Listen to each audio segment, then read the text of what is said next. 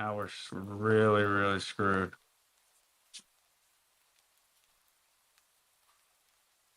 Rupsy,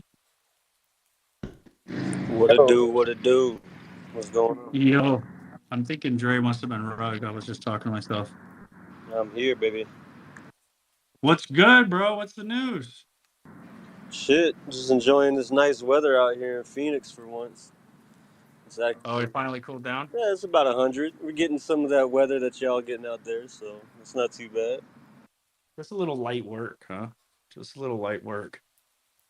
100 ain't nothing, dude. That's just like I live in that shit. Demi, what's up, What's bro? good, How brother? you been? Driving to OC right now, about to get some sushi with Lucifina. And dude, do you see that clone? It's so dope. Fucking Segregate caught the sick ass one. So fucking clean. She got a demon, bro. What's up with these demons out here? Getting out overrun with demons, man. They're everywhere. All the dopest people are demons. Do not tell Tevi I said that. He'll hold it against me. Too Do late. I not already tell heard it. Tevi. I already heard it. Too Yeah. late. Let's go. Demons rule the world. I didn't see. That's the thing about like demons. They could just get on stage. They have power of the stage. I didn't even do nothing. Tevi was here though. He must have been here before I was. I woke up. I had breakfast. GM. I was going through the town hall, which I can't believe I missed the town hall, man. Like, man, last night was, man. Anyways, but I'm listening to the recording and I'm just laughing because Cass legit started the town hall by saying my name, and I've heard him say my name more in this town hall than I think in the entire time I've known him online. So this is Got to make it feel special, right? You got to feel I special. know. I can't believe I missed it. But there's, I still have like another half hour to listen to, but there's some good stuff being said in there, so that's good. He dropped some mean alpha in that joint. Mean combination. Yeah, I and mean, I got I a question like for you, Tevi. You said you sent questions in. How many questions did you have total, and what questions didn't he answer? Let's talk about those questions in here. That's what I want to know. I sent in 4 questions, but they were like composed questions, so it was 4 line items, but then there's a couple of questions in each one, and I don't he hasn't answered yet because I haven't made it through the whole thing. But he answered the move to earn was one question that I had for the CRLs. If they are, is that going to be available off the jump? And I guess the answer is no, which makes sense. I didn't necessarily expect it to be, but I like the fact that they want us to get our shoes first, make sure everybody has their stuff before they kick it off, so no one is left out. So actually, I thought that was a very smart way to approach it. When I heard that, I was smiling here. I was like, this is good, because the last thing that you want is, half or a handful of people get the shoes, you kick it off, and then everybody else is, you know, waiting 10 months to get their shoes, and they can't participate in the move to earn, which would suck. So, It was fire I'm that glad that that question even it answered the move to earn speculation, and he threw some more alpha in there yeah, too. If you paid attention to the follow up answer he yeah. gave. hmm So I'm liking the direction. One of the other questions so far that we've made it through, I made it through on the recording, is the main event question, which kind of was answered as like no main event, but there's just going to be a collection of little events everywhere, which also makes sense, right? Because then it allows everyone to participate and potentially pick and choose where they want to go when they want to go, versus just one giant event that you may or may not be able to attend, and then you're out of luck. So I thought that was good. Makes my planning easier for this year at least. Though I would still love a main artifact event, like sponsored event, to experience that, because I missed out on the first one. So, but yeah, otherwise I don't know what else I had on there. Let me see. Let me go back to my notes actually. Give me one When you started second. speaking about the move to earn and not being ready and having to have an app prepared for it, and Mm-hmm. that was more alpha that spilled out. So all of the things that we've spoken about here in Bad Take throughout the months are starting to come into reality in the near future. No, and I really like the fact that um, it's every like the more we have these town halls and we're kind of peeking a little bit behind the curtain. I'm getting honestly, it's funny to say this that I'm getting more bullish, considering I'm probably one of the most like bullish people on this project, and through the reading of through the patents and everything else. But what's really doing it for me right now is the fact that they have been listening, they have been taking notes. It's not just smoke up your, you know what I mean? And it's showing through the way that their things are being released. Even like the note on, yeah, if you noticed, like things that have been rolling out, it's basically we've been checking out the items from last year and trying to close each one of those things before we launch, which kind of leads me into, I don't know if this question was answered, but I asked them about will forging the Dung Genesis take place this year? I don't know if you answered that. I haven't gotten that far yet. But it would make sense to me personally that we don't get into forging that until the CRLs and Air Force Ones are in hands and on feet. But again, I don't know how that's going to play out. But you can see that there's a cadence to how everything is being rolled out, which again I appreciate. And I think let's see.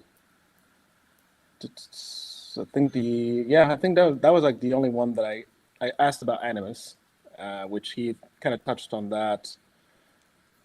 The interesting thing to me though was like the upcoming events.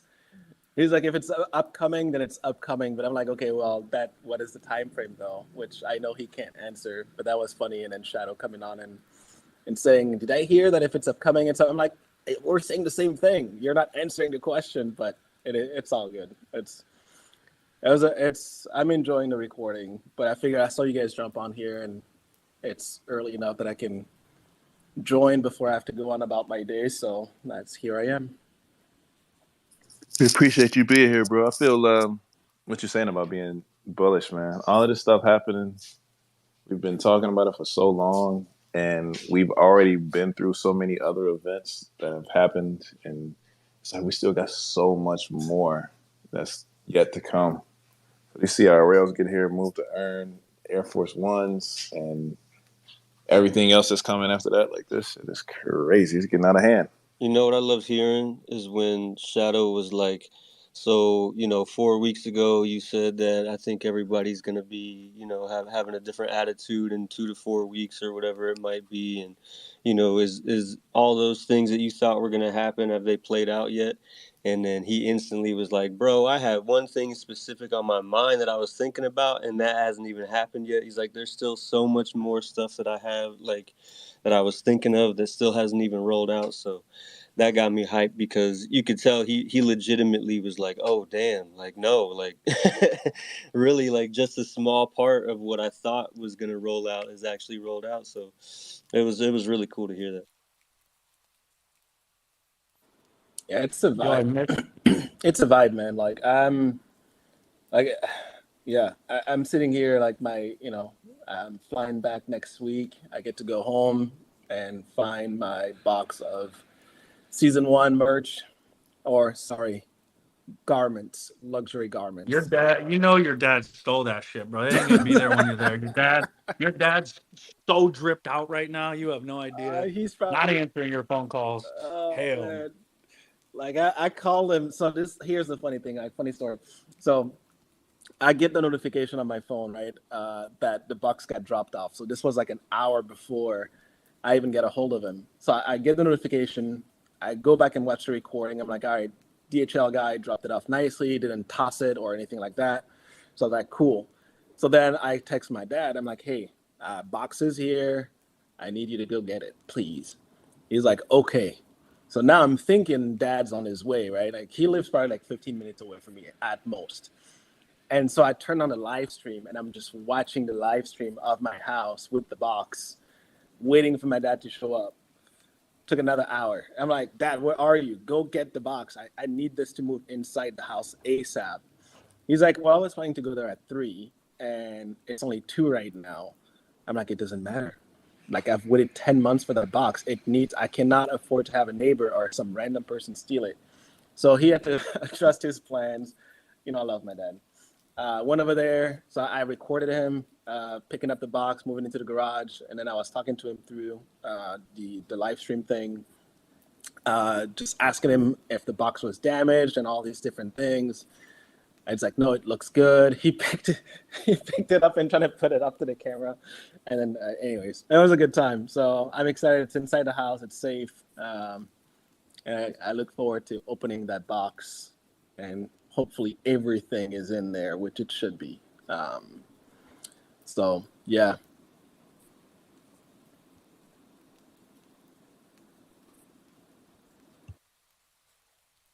I need to go eBay shopping again, man. Every day I pull it up. Every day. Let's say what's up to Ninja. How you doing, bro? Yo, what's good? How you doing? Did you get your season 1 in? Did you get any season 1? Man, I'm over here waiting by my door every single day, literally just like a cat in the window waiting for it to come. No, I ain't got it, but I hit up Hondro. Hondro's really good at getting back, and he said it's on its way. I don't know why I'd just be the last to get stuff, but it's all good. I can't wait. That's how I am, bro. For some reason, I'm always last. I would have been behind Tevi too. I thought Tevi was the last one, but now I'm on Team Ninja. I'm like, here's my thing is, like, clearly, like, I'm like the best suited to model this stuff. So they need to be setting this stuff to me first. So like I can show the whole community how to rock this stuff. Yeah, but no. They decided to leave me for last, so I'm just waiting back. But no, it's been fun watching everyone open it on the timeline. It looks really dope. Um, I will say this: the free shirt that we got at last year at Murakami at Gagosian, man, I rock that. I rock it on set, like when I'm working. I rock it to like occasions, like somewhere it's gonna be really seen. And every single time somebody stops me when they see Murakami, like, is that a Murakami? I'm like, yeah. They're like, where do you get it? I was like, you can't get it anywhere. And then that gives me an opportunity to talk about Artifact, and like people don't know. So it's definitely, at least that Murakami shirt is whatchamacallit, conversation starter. That's I went to that's honestly how I feel about, like when the season 1 clothing, the shoes when they get here, the Air Force Ones, CRLs, all that in my mind is going to be exactly that, conversation starters, right? Where it increased visibility to the project, to what's going on here. And at the end of the day, like, this stuff looks good, right? Like my AR hoodie is one thing. Every time I wear that thing, like, people love it and ask about it. And they don't, it's like, it would be like the people that you least expect and just walk up and be like, hey, what's up with this? And now, like, traveling with the case, I had a couple of people ask me about it, finally. So that was nice. It was a nice feeling of like somebody like, it's like, hey, that looks different than the standard remote. I'm like, oh yeah, give them a quick little spiel and then keep it pushing. But yeah, I want to be a walking billboard. Like, this whole thing to me is like, what better way to showcase what you're passionate about than to be able to like have tangible product that you can showcase and feel good about. So I don't understand the whole yeah, anyways, I think I'm excited for all this stuff to get here and finally be able You know what's to. also funny is I was at a what was it? Like a Grammy event. I don't know, some event out here. And there was this dude wearing a AR hoodie with this was earlier this year when it was colder, with a jacket over it. Like, it was like he was like casual, so like jeans, AR hoodie, and like a formal jacket. But it was kind of like, like casual chic, I guess. And I immediately beelined over to him. I was like, "Yo, I got your Artifact." He had no fucking idea what it was. He was acting confused, and I'm like, because I'm like, clones, and I'm like, you're wearing an Artifact jersey, and he's like, oh. He was like, yeah, one of my friends gave this to me, and I was like, who gave it to you? He's like, oh, I can't say, because it's a celebrity or whatever. It's a celebrity, whatever. So one of his celebrity friends, I finally did get it out of him because I'm like, look. But it was interesting because, like, that celebrities and stuff, I don't know whether it was seeded to him or whether he actually got it, but people, he was wearing it, he didn't even know what he was wearing. Like, I come up and I showed him my watch with my clone, and he's like, what? He didn't even get it. But so the awareness is clearly still not there. So we got to get out. They got to send out the clones, send out the drones, so we can go baptize and evangelize this world.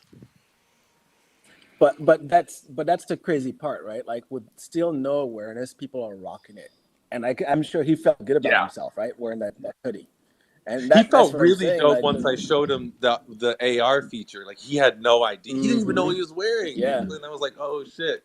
But once we get those AR glasses and it just starts picking it up, people are gonna discover all sorts of goodness. It's game over, and that's the crazy part. Is like, at the end of it, like I said, this stuff looks like anyone would want to wear it. Most people would want to wear this. They don't even have to know about it, which takes it to the next level when you think about, okay, beyond clones. Like, how do you go mainstream? Well, if you have good-looking, fashionable clothing, people will buy it just because it looks good. They're not going to care about, oh, I need a clone, I need this, I need that. No, it's like, okay, shoes dropped. Hey, they look good. I want them.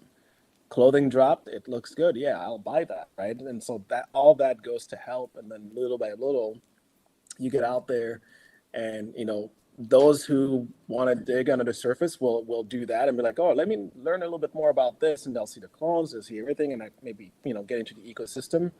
And those that don't care will just be buying the items because it looks good and they like it, and it's fashionable. So to me, it's a win-win. But it makes it easier to have those conversations when, again, you have the clothing in hand. I want them to make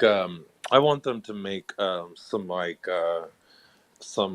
just like some collared shirts or some collared polos that have just like some simple minimalistic, just like the Artifact blade on the, like a polo with like some sick maybe Murakami shit on the back. Like, I can't wait till they come in. Like, don't worry, like a That'd be so nice clean, Nike, bro. like the golf the golf quality shirt. stuff. Yeah. Yeah. Like, I mean, obviously I love streetwear, but like a lot of the things I go to, I mean, I can wear streetwear, I guess, but like having that just like more refined look, with just that, I mean, I'm sure they're gonna do it eventually. I was actually thinking about just having an Artifact logo, or Artifact blade, stitched onto one of my shirts, but I was like, no, I'm not going that far. But anyways. They'll drop it. Like, Yep. we have season 2, season 3. Like, you best believe, like, if if they drop that kind of stuff, I'll be buying. Like, this whole Benito doesn't wear. We definitely Benito need doesn't wear slides. collars, Like, guys. slides are a Does must. not. We need slides. Benito does not wear collars. I don't think we're ever seeing anything with a collar on it. But Benito's not in charge of the let's get 'em creative made. design. That's Clegg. But no, the soccer jersey. the football jersey, yeah, the soccer jerseys, well, football jerseys have collars Oh, on you're them for right. sure. They did. Yeah. Well, then who said that? Actually, I have a question about that. On eBay the other day, literally last night before I went to bed, looking at jerseys. How's, for those of you, because I know some of you in here have it, is the fit true to size, or is it oversized like everything else? It's What true to size are size. you? What size are you normally? A large. You want me to just bring mine to Anaheim so you could try it on? 100%. I never wore it.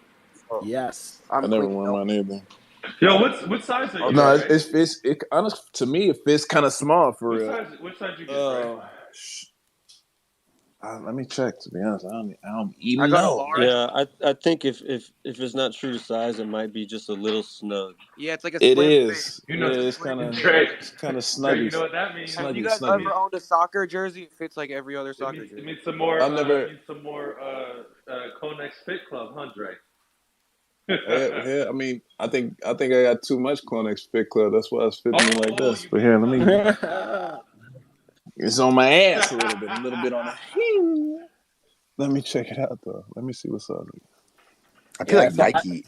I feel like I the Nike manufacturers made that shirt, came out so fast, and it fits like a Nike shirt. Yeah, if that's the case, then a large will be good for me because that's I have a couple of Nike polo shirts, and large is typically what I wear. I actually had to size down for season 1 because it's on the larger size. So everything that I bought for season 1 is medium, because it's Yeah, oversized. season 1 is huge. T-shirts are huge. The football jersey that came with the helmet is one of the best fitting football jerseys I've ever had, or jersey period I've ever had. Well, actually talking about football jersey, the Oregon jersey, that shit is fire. It fits like you got pads on, like it's dope as fuck. But these soccer jerseys, I have a 2XL, and this mug is yeah. I'm gonna have to. Small still. I mean, it's kind of like. You know what? I got you on. though, Dre. I'm like your size. You just pass it on my way. I got you, bro. I know, right? Yeah, I know. I was wanted to get the. Honestly, I was trying to get the collar removed so it can be collarless, and I can have a different one. Dre, I got you. Just pass it on this way. My birthday's coming up soon. Bro, that was my first thought when I put mine on. Is like I want to take this collar off so bad. Yeah, Was me it too. ugly? Repsy, I what just think size it'd are be you? dope if No, one of the I just jerseys. I just don't rock collars like that. I'm not a big dude. I usually could get away with like, but I kind of like my shit oversized. I usually wear like large, but I'm probably a true medium. I'm not at home right now, and I don't remember what size jersey I got. I probably have a large, I but think a large with a probably shirt would be like that, safe.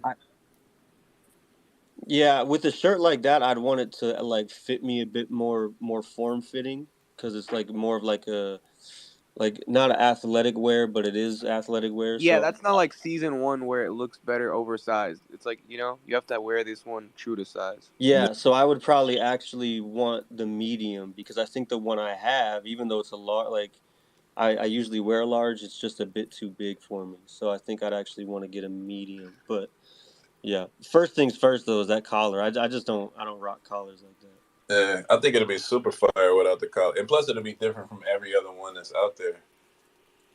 But I mean, it fit all right for real. Like I got a double XL. It kind of fit, it's on all my arms, on my biceps, kind of weird. But everything else was kind of. It's a nice ass shirt though, bro. The way the light hit the ice and twinkling glistens. That shit is.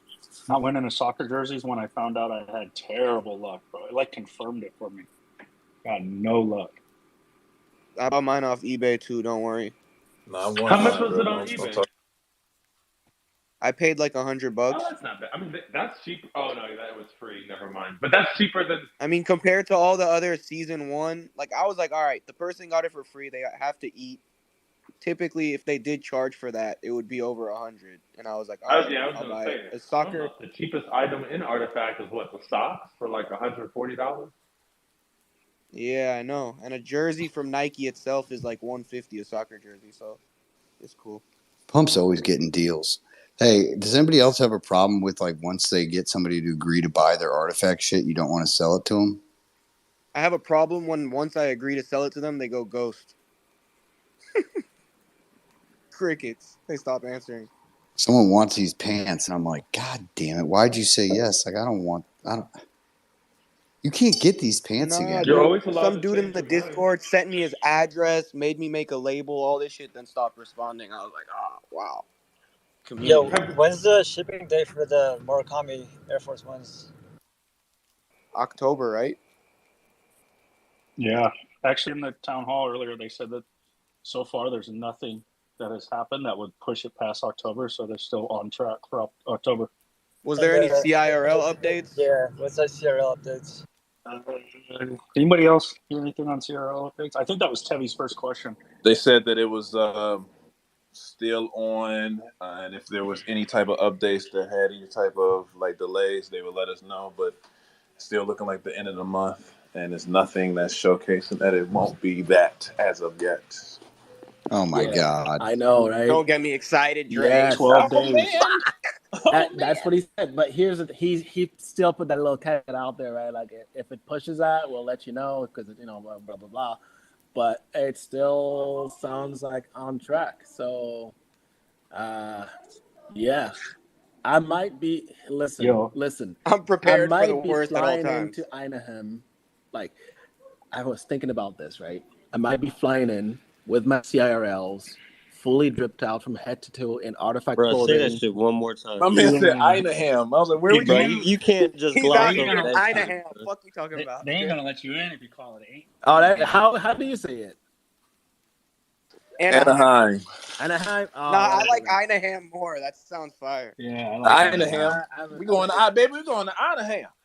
I've been there. From I'm Minnesota flying to to John Anaheim. Wayne when you go to Anaheim. I don't Yo, even know how to when's that fucking event say it again? like that. It's Einaham. September 16th. All right. Well, I guess say it the right way, your right way again.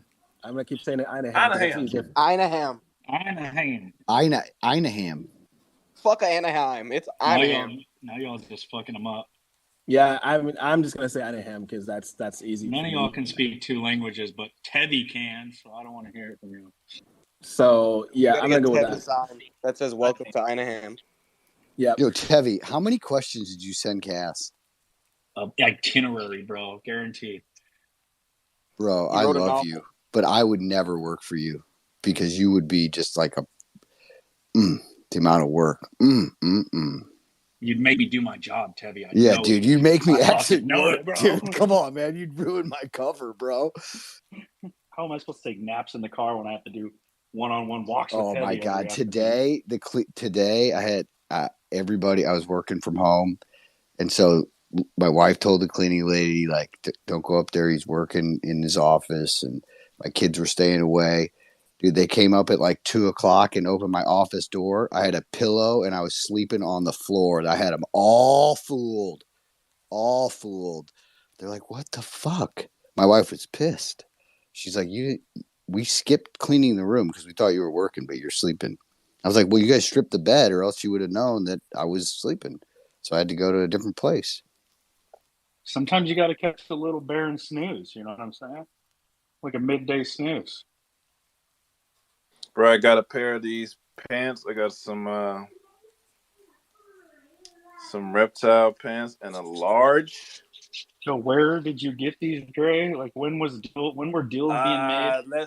Let's I not go over the could've- details. Pitch toss. Let's not go over the details. Just know that I got them. And bruh, I'm gonna send you a picture of how they sit on me. This is the issue I was talking about how pants are with me in my lifetime. And everybody's like, "Oh no, they'll be good. They'll be good." Wait till you see this shit, your whole ankles are showing. bruh. What size is it? Yo, you look like you work at Abercrombie, huh? Yeah, I mean, yeah, I mean. Welcome to Abercrombie. Our No forms socks. over there. You got to go with that look. No socks, ankles showing, all that.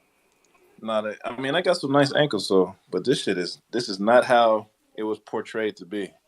Are they XLs or larges? I think I rugged earlier. Can you guys hear me now? They largest and they fit. You know how large look big as shit on everybody else. They Yes, look we hear you, normal as Tebby. fuck on me. Well, Dre. Hey, Dre, just buy 2 pairs, and then, like, if you could zip the pants parts together, you know how they unzip, then you can make them twice as long. You know what I mean? If you just get the 2 pairs, zip them together, and then zip them all together. Yeah. I'm mad as hell. So why are these pants not modular? Why can they not be zipped up and changed and like whatever happened? That's such a good idea, Repsy. Fucking patent that shit today. Dre, are you still gonna wear them, or you about to try to upgrade your size again? Man, I'm about to upgrade. Ain't no way in hell, man, bro. It's a whole lot of ankle out here. Wait. So here's Dude, he's got capri pants, bro.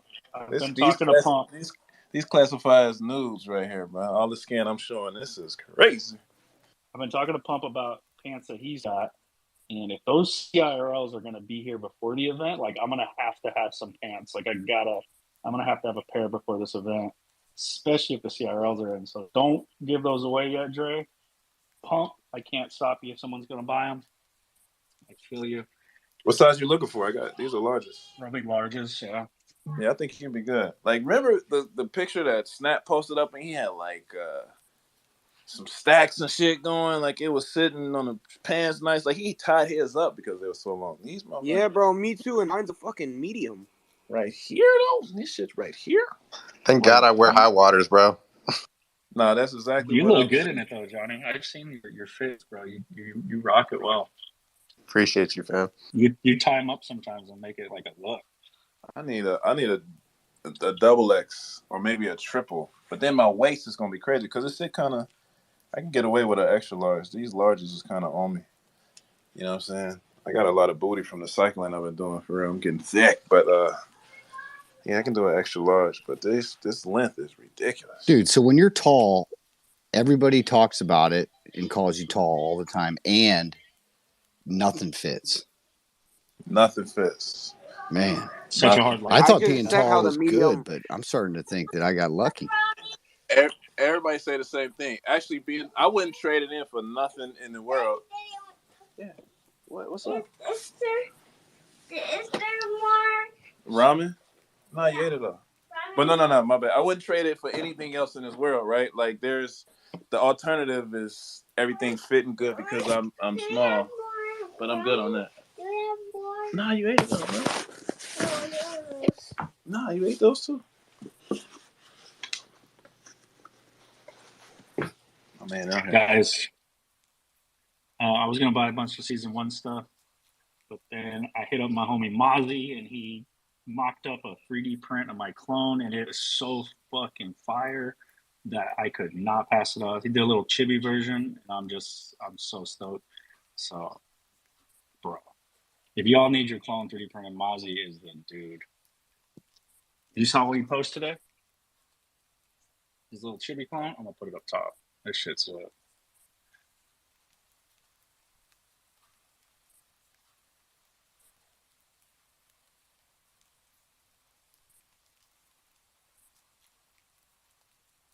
Am I rugged or is it dead silent?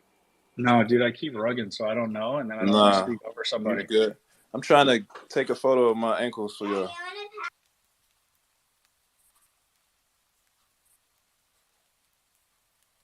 Johnny, how soon when these did you get extra pairs of CRLs to do some customs, or are people shooting you some?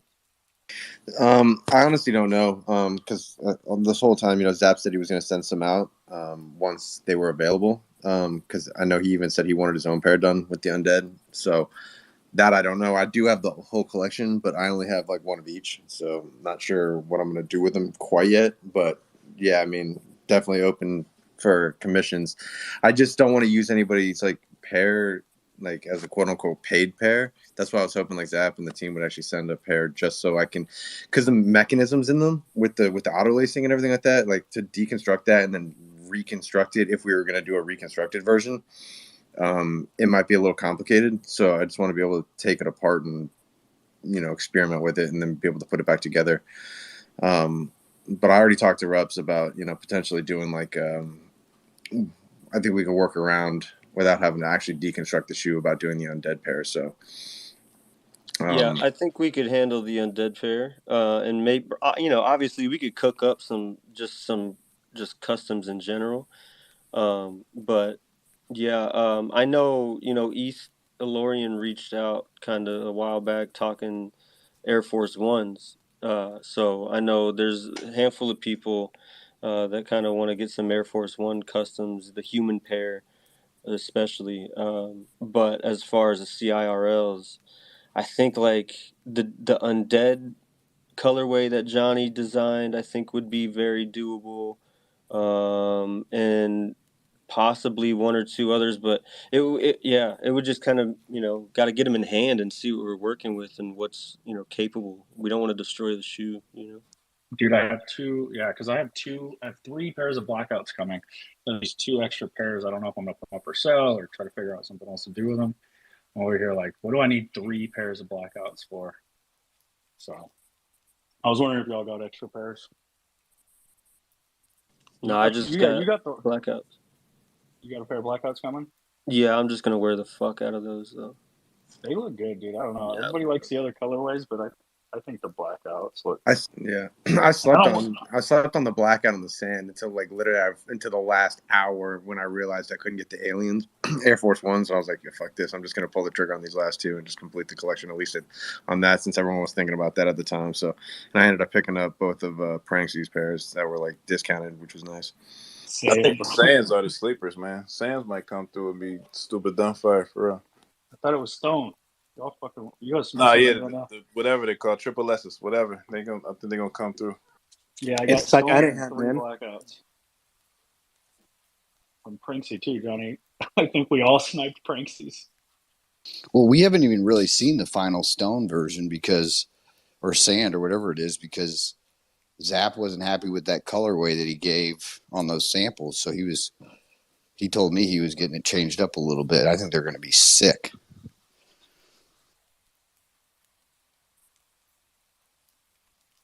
Bro, these pants, bro. I think we're all waiting for You got me picture. dying over here, Trey. Dude, he can't get When over ankle it. picks.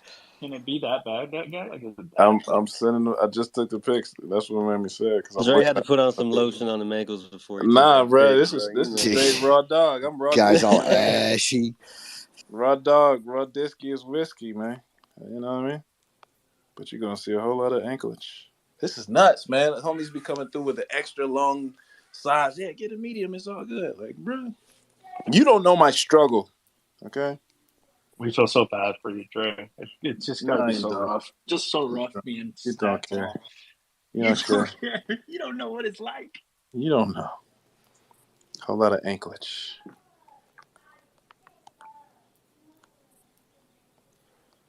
So Nah, in man, that I'm town, in that town hall, did he say move to earn with quests? Did I hear that? They did. I was gonna say at least they'll give you perfect view of your shoes, bro. Yeah, I mean, these shoes look good because you can see nothing but shoes, right? And laces. But I wanted to get some hang time. I wanted to get some stacks going. I mean, it's funny because the shorts, like, they right over my knee. The shorts kind of like got a good length on them, you know what I'm saying? As a large. It's crazy.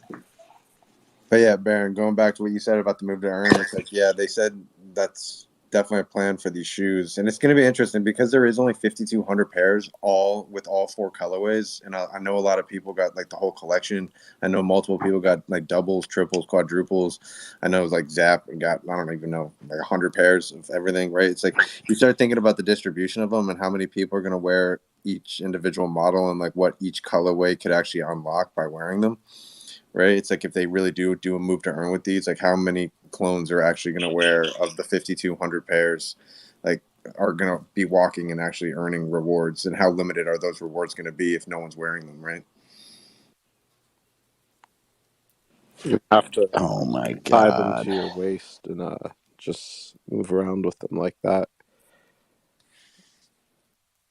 Dude, I got my kids. My kids are going to be wearing them to school, earning all day. Yeah. I got sizes for them. I got like 4, 5, 6, 7, 8, 9. I got the whole way up, and I got also 3 full sets. Dude, I went bonkers on those shoes.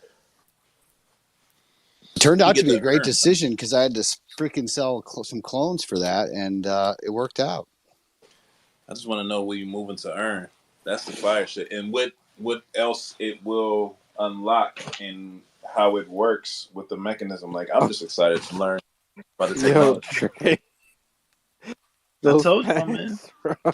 I told you, man. What they do our mans like that? They gotta add a third fucking unzipping part to it, bro. Dre got the Michael Jordan size fucking pants. That's exactly how he wears his shit, bro. You know what I mean?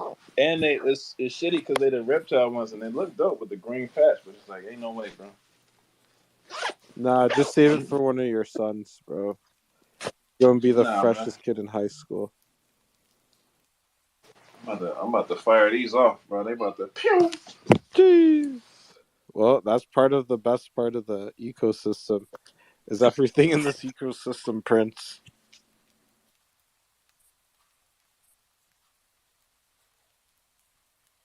Russ, just wear it. Just keep them for the shorts, bro. Sell the other half. Do what Rupsy said. Yeah, just sell the bottom half. Sell the legs. I'm selling got pants, shorts, bro. bro. How much There's of gotta be. a like they can't like unfold the bottom or something and like extend it a little bit for you or what? Dre No, want she that had a good stack. idea.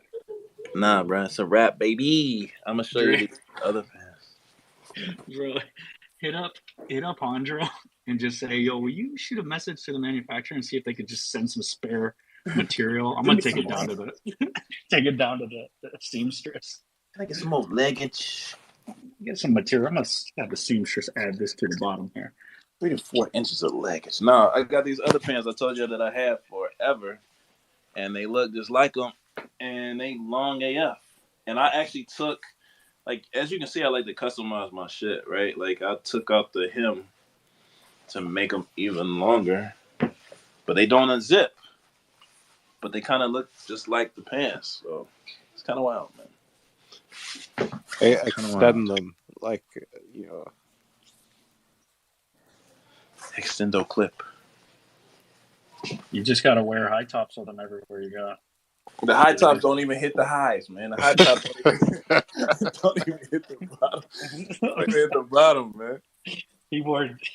He's got the Bro, low that cuts LL on to Cool show J his look go shirt. kind of hard though, bro. One pant leg on, one pant leg off. I'm gonna pull a LL Cool J on in the house. See what's wild. These are the pants. These pants look dead on the other pants. I'm gonna post them up too. Are they the same size? Sizing was just completely different. Huh? Or These pants are actually. Well, let me see. I don't know if they come in like large or small, but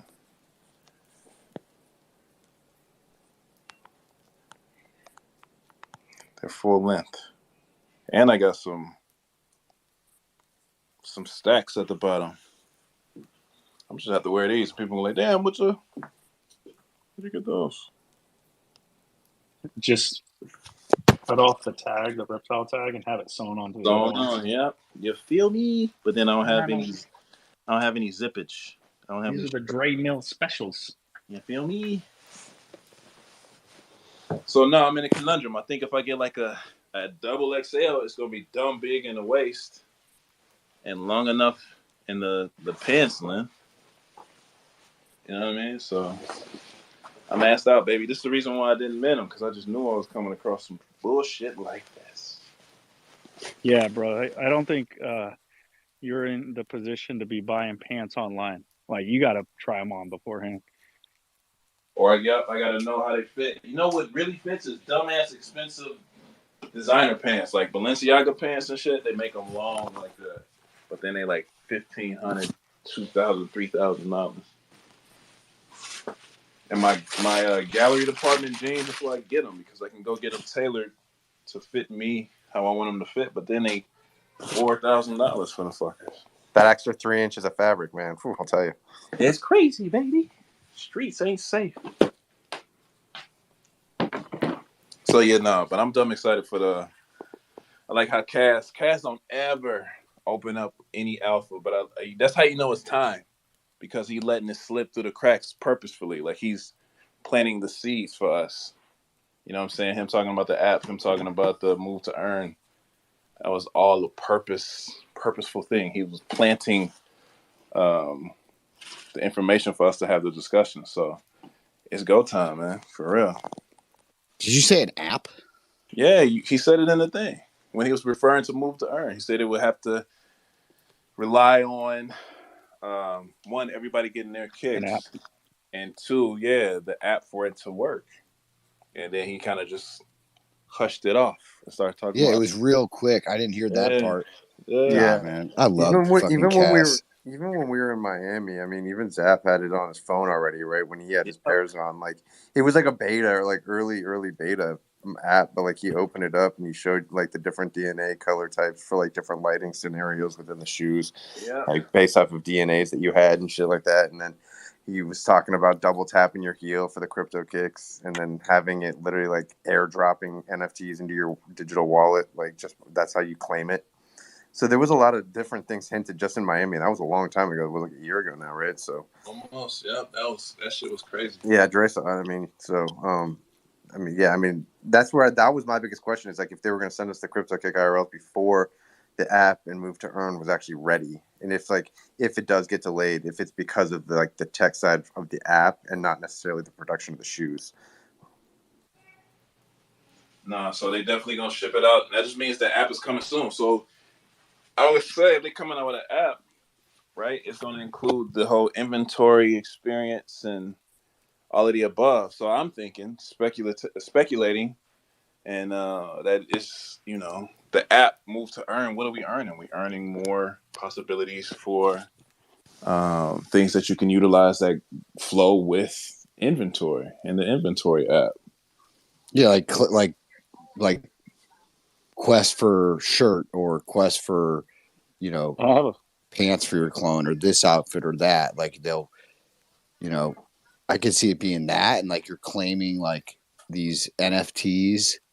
Like that sounds like 2.5 to me, where you're claiming NFTs IRL, and then you're able to forge them in the future. That's one way I think about like Move to Earn is just accumulating inventory assets for clones and just like that type of stuff.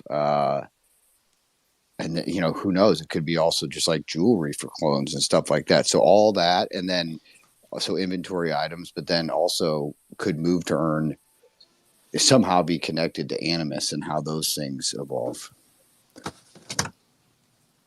No, I definitely think it's an Animus situation as well. It makes sense, right? Like I remember the Tamagotchi Pikachu where you had to walk and get a certain amount of steps in to make them eggs hatch from Tamagotchi, and then they grow from how often you walked or how far you walked, and then you got certain foods that you can give them that give them special powers and all types of shit. I would definitely think they would take a play from that and add it to it, especially if it works hand in hand with the CIRLs. It's going to get real nasty out here real soon. Like I said, it's going to be interesting because they don't really have a secondary marketplace to be able to buy these sneakers either yet, right? So it's like any one of the clones that like maybe a FOMO and like didn't pick up any of these pairs, and then they start releasing information about what we earn or like how the whole mechanism works, and there's no secondary market to even buy these things yet. Hey, what's up, crew? I just tuned in, so I missed any back talk, but there is a .swoosh marketplace in development. So whether or not they hybrid that with Artifact or not, we'll wait and see. But that's why we're not able to trade our .swoosh boxes yet, because they want to manage all the royalties on their side and make sure that it goes to them and not a third party. So I'd keep your eyes open for that before the end of the year. Called it, man. We called it, baby. All of this stuff, man. Yeah, I knew it was coming. I just didn't know exactly like when it was coming because, again, it's like how long does it really take? But if it rolls out before the end of the year, hell yeah, that'd be crazy. Called all of this stuff. We were speaking about all of these things back in the beginning of the year, and everything is just formulating that way. It just makes perfect sense. Why would you go anywhere else where you can create your own marketplace and control everything? Ain't no point of a StockX or GOAT or any of those secondary platforms anymore. Like we creating all of this in-house and throw our luxury brand up there too. So the same people can get it. They know what Artifact is. Like this is where all of the awareness is built up. And this is the formula where we switch over to the hype because they're going to start seeing, oh shit, this is connected to Artifact. What's Artifact? Oh, what's this? Clones. Oh, what's that? Oh, they got Murakami DNAs. Oh, they have this and that. They got, and then it's just steamrolls and goes from point A to point B, and there she blows. I'm just wondering if they'll actually create a different. Oh, sorry, Rob. Go ahead. No, didn't somebody just bring up the fact that when you go to link your goods right now, that it takes you to the Nike website instead of the Artifact website? Yeah, Baron did. Yeah, everything that I've scanned from my pants to my hoodies to my T-shirts, every single thing just goes right to Nike's website. Like my AR hoodie went to Artifact, but like all of my Season 1 stuff is going to Nike. You too, huh? There's a lot of sneaker people on stage. This could get deep very quickly. Let's take it there, baby. This is what we need to do. So, can I ask a question? That's why we got as it relates to sneakers, and you see Nike just pushing out the same models over and over, and basically just taking what was considered grails in the past and making them an everyday shoe that anybody can get their hands on. Doesn't that just make Artifact that much more enticing to the sneaker world? Well, I think depends on what Nike does, right? So Dot Swoosh allows people to own the digital version of the sneaker that they wanted that came out so many years ago, many moons ago, and disappeared. But now if you own the digital version, you can claim it for a physical pair. It's going to make everything go crazy. If I can get a pair of Kiwi Air Force Ones that I wanted forever ago, I think it was 2006 when those dropped, and I can get a digital pair off the marketplace, which ensures me to get a physical pair if I burn it, man, it's going to go crazy. Sneakerheads are going to go bananas. But I think it would take more than that because, of course, they sold the pairs for like $20. So it's some type of bridge that had to happen between the digital and the physical. But if the premise is there for it to happen, it would be crazy. I think Just look at also like the consumer has to kind of get over the instant gratification of being able to order your shoes today and have them arrive tomorrow. Like if this is actually like what they're gonna do is like you have to own the NFT to then get the pair, then it's gonna be a pre-order type of event. So it's really hard for people to kind of grasp that and be okay with having to wait, a couple months for a product. I personally have no problem with that, but it just seems like a lot of people just aren't really on board with that yet. So Just in the past, I yeah. have a way to fix that. So basically, like a big part of my job in my career has actually been like business direction and stock and inventory management and brand direction for brands. So essentially, the way that you can manage this is quite simple. The same way that you pre-produce stock and make it available in store around the world at boutiques or skate stores, whether it's Nike SB or white label or whatever tier of product you want to talk about within Swoosh Lab, etc. That is essentially pre-prepared, pre-produced, sent to store, and made available to purchase by size. There's a way to rectify this. I've spent a lot of time thinking about this. So essentially, let's just say there's 50,000 Travis Scott Air Force Ones. They're sold digitally for $200 through the Sneakers app. It's about $10 million in revenue. Now, if that was an NFT for a month first before it got redeemed or burnt automatically, because in the Sneakers app, you're KYC'd and the resale got to like 500, 550 USD. Let's just say there's 20,000 sales at like 7.5% royalty. That's like another $500 to $750,000 of free cash generated for Nike. They're driving 70 to 80% of the sales through their app now. You do this on all pre-produced product that you're guaranteed to sell out. And the fucking crazy thing about this is when the sneaker market's kicking off, because we all know no one's lining up for shoes right now, there's 2-3 lineups a weekend. Nike could roll this concept out 150 to 200 times a year, making $500 million of extra revenue for doing nothing except for releasing the shoes digitally first. You start to cut out the third-party retailer. If you remember, Foot Locker's share price last year dumped 30% in a day when Nike said they were cutting back the Foot Locker global allocations of Jordan brand product by 10%. So they are driving this digital mentality. What we're seeing with Dot Swoosh right now is a test case. We've proven through Artifact that people will pay 0.3, which is 8 times more than an Air Force One is worth on shelf for a limited edition product already. When we have this marketplace and they can guarantee their royalties, it's going to be bananas. There's no inventory challenges because you automatically burn them to the wallets that hold them after X period of time. You cut out wholesale, so you guarantee your retail margin, which means Nike make twice as much on the sale of product up front.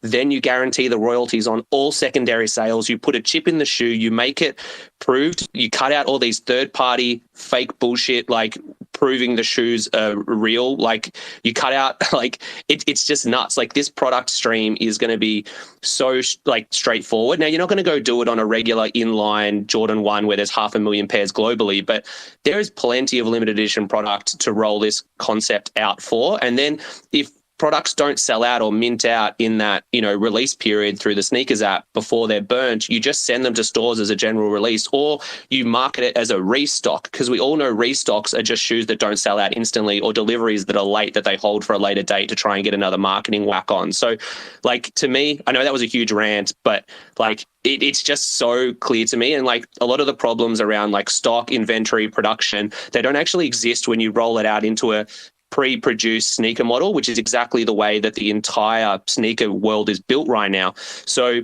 if we're actually just rolling our new updated Web3 process of selling sneakers into the current way of stocking stores, then we have no problems at all in my eyes. Yeah, that was quite the explanation. I mean, you hit every nail on the head. that was spot on. I mean, it's what's going to happen. I mean, we've been saying it for, right? It's like this is exactly what everything was leading to, right? It makes sense. It's with their brand dilution, with them owning everything back, with being able to control the entire outflow of all of their product from beginning to end, digitally, physically, right? They can control pre-production, post-production, all secondary royalties, and then when we can buy, sell, trade, and auction all of our goods digitally and physically, and they get all the royalties on all the secondary sales. Yeah, I mean, this is what their whole long-term plan was. Instead of they've been getting diluted by billions and billions of dollars, and this is just Nike, right? We're just talking about Nike at this point, being diluted by billions of dollars a year, and losing billions of dollars in secondary market share. And so they know they can just take it back. So when they just take back what they've already had, and then they set even better royalties for themselves for the future. Yeah, I mean, yeah, they set themselves up pretty good. Knowing that Artifact is part of the whole wheel is pretty nice to know.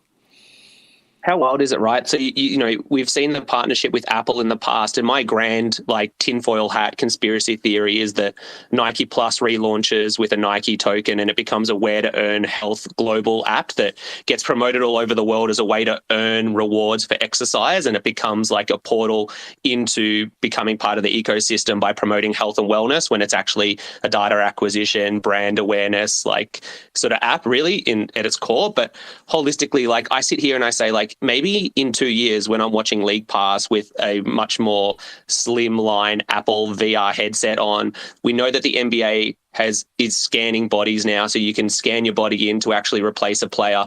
I can imagine now with that EA alignment that Nike and Artifact have, that we could actually watch a game and I can sub out a player I don't like aesthetically and like sub my clone in. He can be wearing my shoes. I'll look at my feet sitting in the front row of the game with my Artifact Air Force Ones on. Like, it's going to be wild, and it might take a little bit of time to get there, but, you know, we'll be able to wear these like headsets in real life in the future. You'll be able to sit on I'll be able to sit on my couch at home watching my friends as clones run around as the Lakers with shoes. Like, it's going to be nuts. And like, when you explain this to people that aren't in the space every day like we are, they're like, why is that exciting, or why is that cool, or I don't get it. But like, if we're here now, like, I think we get it, right? Like, the pieces of the puzzle are all on the table. We've just got to put the puzzle together. And, you know, let's not get into macro and all that sort of stuff, but it's there. And it's super exciting. And it's one of the things that like gets me up every morning, is like, you know, figuring out how this is all going to work. Same. We should get into macro, because this is what we do here on Bad Take. We've been having these conversations, bro, all year long, ever since we sparked on Bad Take, like, going on these wild conversations and subjects. Say, oh, it's going to be like this. Wait until, blah, blah, blah. And now, like I just said, it's coming together. Everything is coming together right here, right now, and it's only growing. Because I agree with you, what you're saying about them relaunching the Nike Plus. It makes sense to get more people in front of you. It, like, literally AR, VR, Apple Vision Pro. Like, it makes perfect sense to incorporate all of this new technology, revamp the old, right? They had the Gotham store that they were talking about, right? Like, say you purchase something and you want to get it strictly as an AR purchase or a VR purchase, and you want to get it in IRL, you go to the Gotham store instead of the Nike store. Like, all of this stuff coming together, and the fact that clones are right in the middle of all of it. They might not be in front of all of it, but they're definitely mixed in the middle of it. People forget about it, and, you know, they just go miss out until it blows up in their face, and I'm like, damn, that was a really good idea. Why do we fade that? So yeah, maybe we should jump into the macro, man. I'm here for all of these conversations. Again, I'm wondering if they'll ever create an actual easy rail for people to get in, right? Again, a lot of the barrier becomes these crypto rails, right? Are they going to do what Swoosh did and make it super easy where the transition is not thought of, right? I think that's when it's like Artifact will actually have value if they can figure out a way to like break that barrier down. Then, you know, every single person is rushing in, because that's literally the barrier to any single person I know in my life. There's no way any marketplace is going onto that Nike website unless it's like just pay with a card. There's not going to be any kind of, just the same way .swoosh is, that we minted .swoosh so smooth. Nike's not putting anything on the website unless it's card or however normal payments, right? There's not going to be a crypto aspect to it. So if they implement NFTs, there's going to be something happening in the back end that nobody in the front user end is going to give a shit about or know about, right? The second So- that happens, game over, bro. I'm telling you. One thing I've talked to people about is like physical redemption stations in store. So if you look at Foot Locker, they've recently announced like a global Web3 entity and partnership. So I can imagine that there's a date that you walk into a Foot Locker, you buy a LaMelo Ball 4, you roll up to the counter, they cash you out. Instead of like, when you waive like your like expensive like IT purchase, whether it's a graphics card or something, over the magnetic strip to turn the alarm off, right? There's going to be a version of that in store where you have your Foot Locker wallet connected to your account, connected to your .swoosh account, and then as you purchase a physical in real life product, the digital twin will be transferred to your wallet immediately. The technology for that is pretty available. Also now with NFC chips, like Luca just did this for PUBG Penguins, and Weebox that's minting next week are doing this too, where as soon as you scan the NFC chip in these products, the digital twin actually transfers from the original holder's wallet to yours.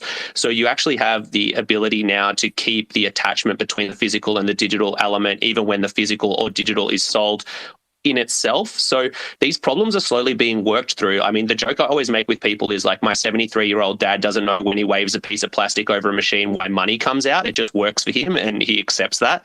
Like, we're going to get to a stage where we're there. We're just not there yet. But like, the conversations that go over my head, being that I'm a graffiti artist at heart and not a tech expert, like, they're happening. I'm sitting in the rooms for some of these things, and I think this physical redemption station concept that we will see roll out, probably not for another 12 or 18 months, will be an exciting step in that direction. But, bringing it all together for everyone will be the challenge. And the one thing I've said about .swoosh from the beginning is they're big enough to formulate rules and guardrails around this stuff, which has been so hard to establish in the wider community because everyone has different rules and regulations around file types and everything. And I think there'll be a way for us to be able to sort of, I don't want to say bully it forward, but in a way kind of bully it forward. So yeah, I would say like retail's probably 12 to 18 months away, but it's definitely being worked on. And I've seen some early like 3D protos and stuff of what it could look like, and it looks great. So yeah.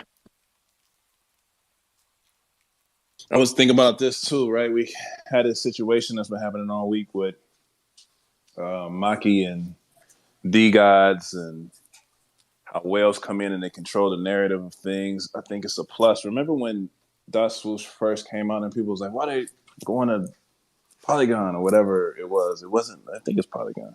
They didn't go on ETH. Yeah. And they was like, why are they doing that? Why are they doing that?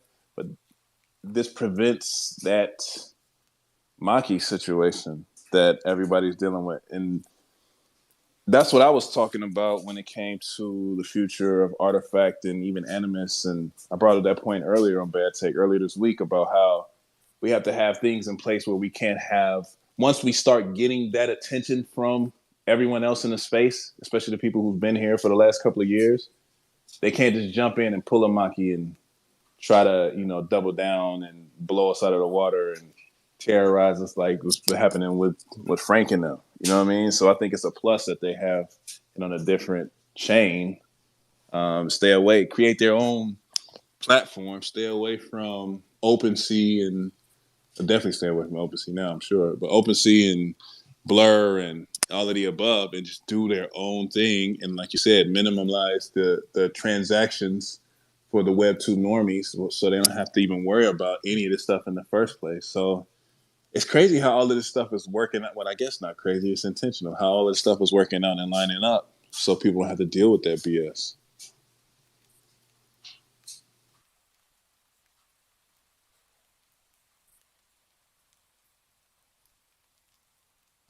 We need a clone platform. We need an artifact platform.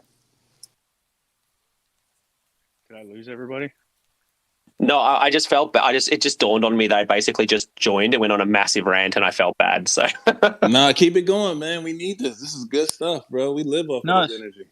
Yeah, bro. So this is the thing is, I'm sure there's been people that come in here and have been like, all these things that like you're talking about and we've talked about for months. They're like, and that's a conspiracy. That's a clone conspiracy theory, right? Like the same thing we talk about in conspiracies.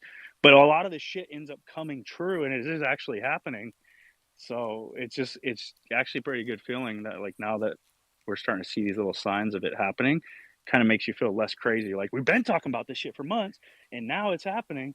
I told you I wasn't crazy.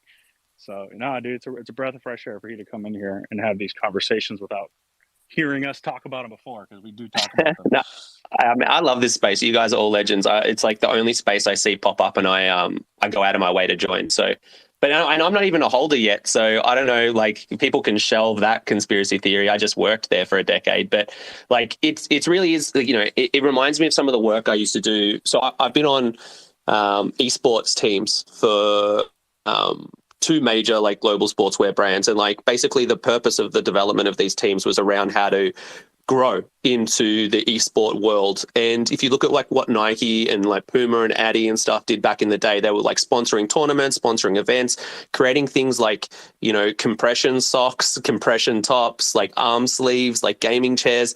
All this shit like never worked because inevitably you got to be in the game to be in the game, right? And this perspective and like this mindset shift in technology and opportunity is the thing that these guys have been looking for 10 years. I mean, when we talk about money made on like Travis Scott Air Force Ones, like I said before, like $1 billion was spent last year on raid passes in Pokemon Go. So like, you know, the money on esport is outrageous. If you've seen like in Korea and Japan, like esport tournaments where they pack out, you know, stadiums with like 40, 60,000 people to watch people play games, like this is the future of sport for a lot of people. And there hasn't been a portal for these brands to get in and authentically be a part of the narrative without like paying for it. Like, you know, with Fortnite, when the NFL did, you know, all the jerseys in Fortnite and they made 40 mil over a weekend, but then it's like forgotten about and gone. So like when you just do something as soulless as follow the money, like I haven't been more convinced of anything in my career in 20 years than this, because if you just look at like everyone, you know, most people in the world will know what a tick, a 3-stripe, a Puma cat, all this stuff looks like. But now you have the opportunity to actually expand that into an entirely new world and realm, and the money like leads the path. And like Nike haven't made a jump in something like this since skateboarding back in the day. And everyone thought that was going to be a catastrophic failure. You know, everyone was like, culture vulture, like we don't want you here. And now they're the biggest skateboard brand in the world by like 5 times compared to anyone else. So like it is exciting, and I will buy a clone. And like being a part of it, I always see clones as like the pinnacle of the pyramid because they're forging the path forward.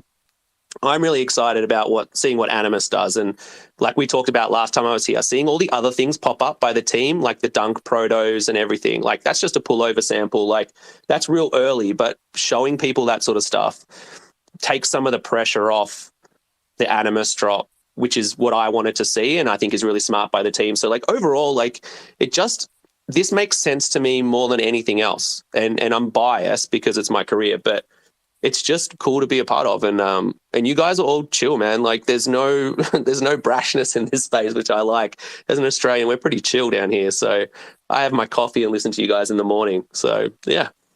Appreciate you, man. Don't you feel that energy, bro? Like Tevi said it earlier, like I'm feeling a little bit bullish about it. It's like me too, man. Shit is bubbling. Feels like the volcano is about to erupt. Like, and we just smooth sailing right into it. Like, there's a definite shift in energy for sure. It's I crazy. Definitely feel it. But we've been through all of the things that all of the other quote unquote blue chip projects are going through right now. We've had those dark days. We made it out of it. We actually built up within it and became closer and stronger, right? Training in the dark. Now we out here and the light is coming and we are ready. Like things are about to be bananas and it will never be the same again. So this is nuts, man. The world tour starting up, these events happening. This is why I said to you guys, and I have to reiterate without saying too much, like, do not miss this event. If you can come down to Anaheim, I forgot how he said it. I was going to say it again.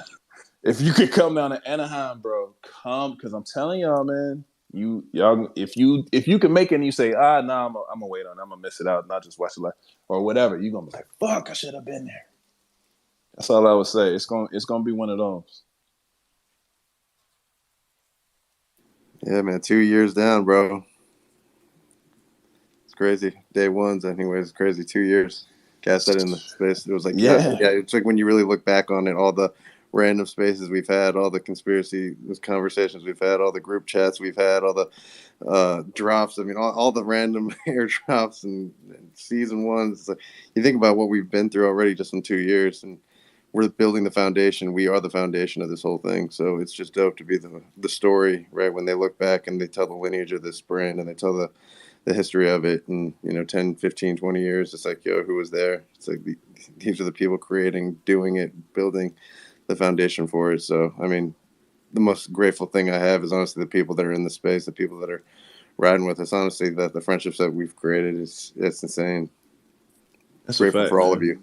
That's a fact, man. Like, what's wild about all of this? I feel like it stemmed from Art Basel of last year, because Art Basel was when we linked up, we saw everybody. The showcase of CIR Rails in person. We got to speak to the Nike execs. That was the dropping of like the whole Monolith 2 situation. Everything started up after that. Like everything started hitting after Art Basel, in my opinion. So it's crazy that we're coming up on Art Basel again for this year in a couple of months, man. So, and the shit is just a complete 180, man. It's bananas. It's like shocking. It's crazy. Yo, I don't think this project is a rug. I'm starting to get that vibe. You know what? I don't know why, man, but I agree with you. It's wild.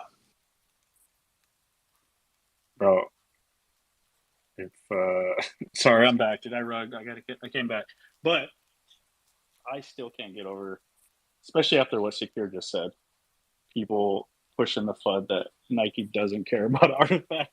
Okay, let me ask you a question. How long did it take Nike SB to get established? Like, how many years in before they were like respected and known Nike skateboarding? Within the first year or two? No. It was a while because they had 6.0, which was like their motorsport, motocross, BMX like element. And to be fair, 6.0 didn't work. They really stuck with it for 3 to 5 years. They weren't able to really penetrate. And then they figured out that like skateboarding was like the place to focus on. So the thing that they did better than anything was immediately bring limited editions and collaborations to skateboarding that weren't available in the wider skateboarding market. If you cast your mind back to like the early 2000s, like sneaker releases were pretty generic. Collabs weren't super common. And when they did the Tiffany Dunk, unofficially the Tiffany Dunk, the Uncle, the Sabotage SB, like that really changed the mindset in skateboarding, and it brought sneaker culture and hip hop fans directly back to skateboarding because they had drifted away in the early 90s. So basically within, I'd say, 18 months, they had the sneakerhead, but then they got P-Rod. Now, when they got Paul Rodriguez, like he was a massive Jordan fan. They go and put elephant print on the P-Rod 1. They call it the J-Rod. The thing starts reselling for $2,000. It's fucking crazy. I still to this day am hunting a pair of J-Rods. I had about 22 pairs of P-Rod 1s. So like they essentially brought that whole mentality, and like they've just used 20 years of previous experience to like go, okay, bang, how can we do skateboarding? So it worked. I'd say 18 months to the sneakerhead. I'd say 3 to 5 years to the skateboarder, and then within like 5 to 7 years, they were enormously bigger than any other skateboarding brand in the world. The other thing they did, which was really smart, about 5 to 6 years in, they started investing in women's skateboarding because they saw that there was amazing female skateboarders that had no representation. And then now, when you see like these incredible like 14 to 16-year-old girls shredding it at the X Games, winning medals, they're all wearing Nike. So it was very, very like smart from the beginning. So I'd say it takes some time. And just like one quick note on like anyone who FUDs like whether or not Nike supports Artifact, like I just want to give some context to that. Nike owns Converse, they owned Umbro, they owned Hurley.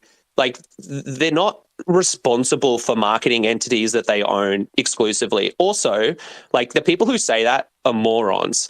the amount of tweets that artifacts have got from Nike over the last like 12 months is like second to none. Like social status get like posts on the weekend because they have a Mac attack coming out, but then like they don't be posting about social status. Like the billboards in Tokyo, they send the shoes out to, you know, LeBron James, Serena Williams. Like it's bananas. Honestly, anyone who says that Nike doesn't support Artifact is so dim. Because like as someone who isn't a holder, like I see Artifact on the Nike timeline every other month, and like it's yeah, to me, like it's crazy. Like wait till unboxings start happening, guys. Like how many people had Murakami Air Force Ones? That's Nike doing that. That's not Artifact. That's the Nike PR team sending that shit out. So to me, like it might not have an Artifact retweet, but that is hundreds of like social media influencers, rappers, basketballers getting Artifact product. That's Nike support. Like honestly, anyone who says that shit is just stupid. Bro, they like put their logo on the most iconic shoe ever. They were the only brand to ever be able to replace their swoosh on the Air Force One ever. And not to mention, they took the Nike Air off the back of both of the Air Force Ones and put CloneX, right? So that's the first time that's ever happened as well.